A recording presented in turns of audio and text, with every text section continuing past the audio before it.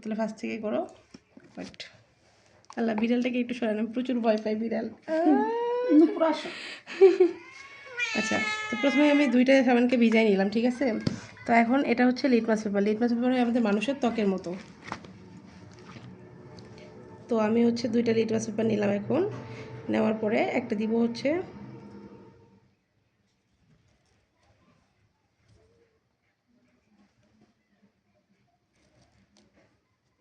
আচ্ছা 2টা litmus paper নিলাম, একটা দিলাম হচ্ছে ডাবে, হ্যাঁ, আরেকটা দিব হচ্ছে লাইফবয়ে।